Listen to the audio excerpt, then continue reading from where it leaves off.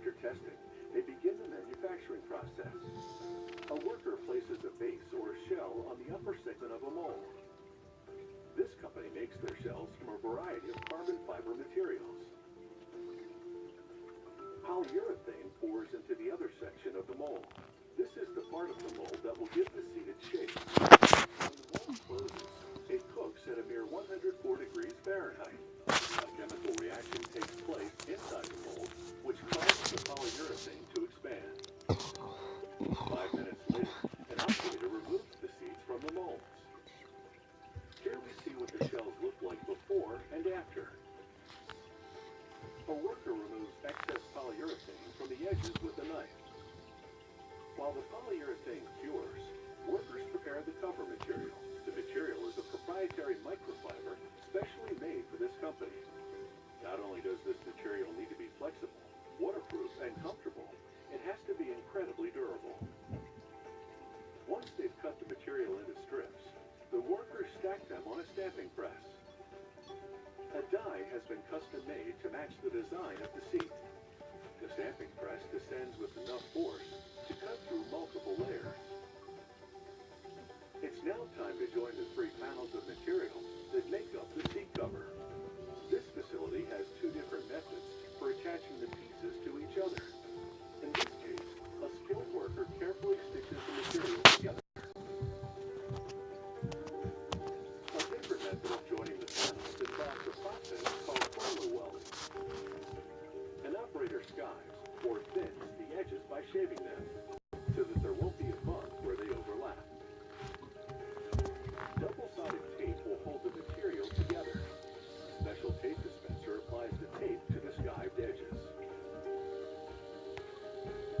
A worker positions the panels, carefully overlapping the edges.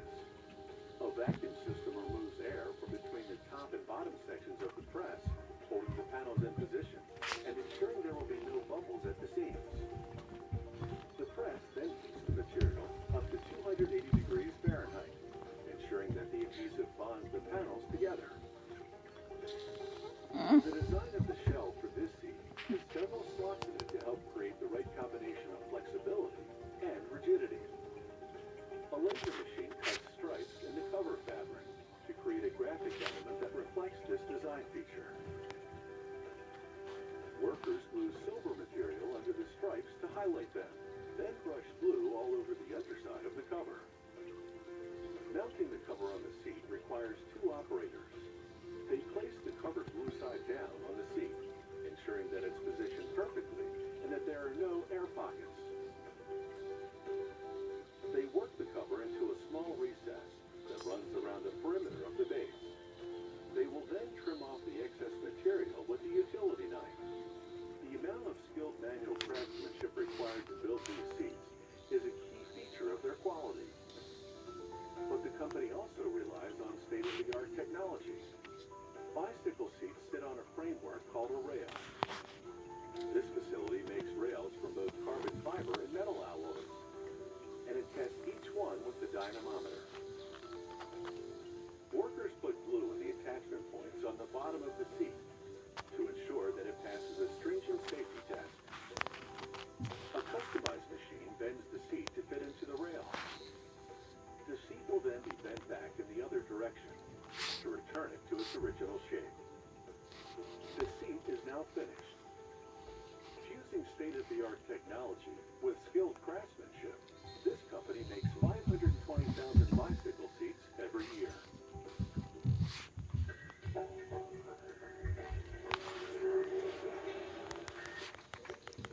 If you have any comments about this, or if you'd like to suggest topics for future shows, drop us a line at sciencechannel.com/howitsmade.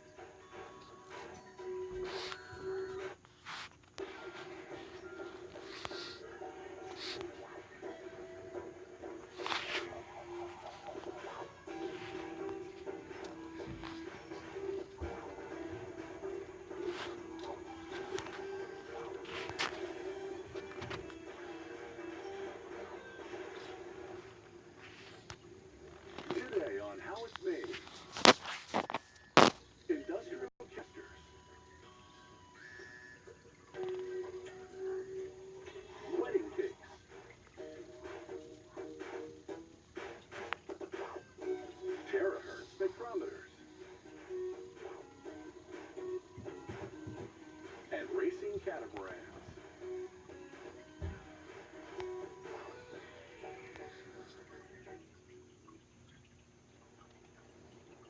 Industrial casters are used to move heavy equipment from one location to another. The wheels make it easy to move mining machinery, large medical devices, or factory carts, wherever and whenever it's required.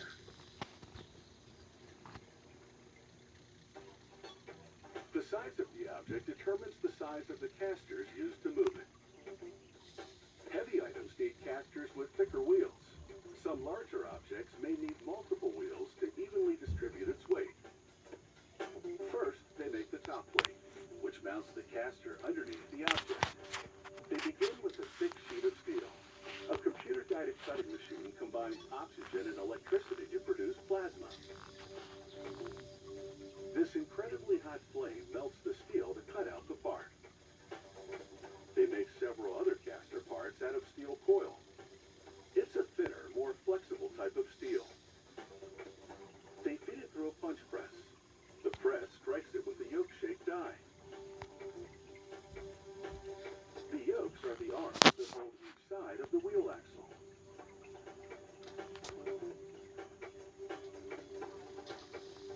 Workers place each yoke piece in a forming press. The press bends the piece into the required shape. It also makes a circular groove around the hole in the middle.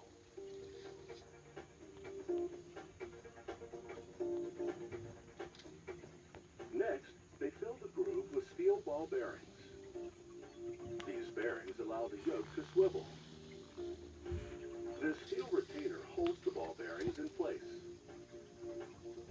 They fill the grooves of a steel cap with ball bearings as well. Then they place it in a punch press and position the yoke on top of it. The press joins the cap to the yoke's retainer, sandwiching the ball bearings in between. After riveting the top plate to the yoke, they put a steel seal over the retainer. They lock it in place with the pneumatic press.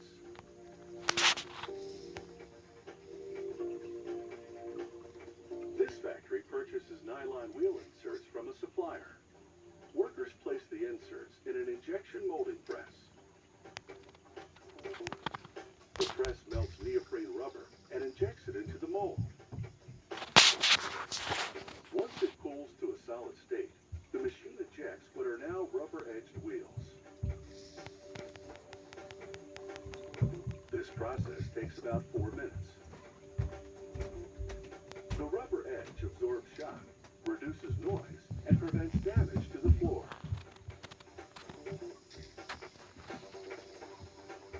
When this factory needs to make larger wheels, they use a different injection molding press, one that can make wheels 5 times larger than their standard models.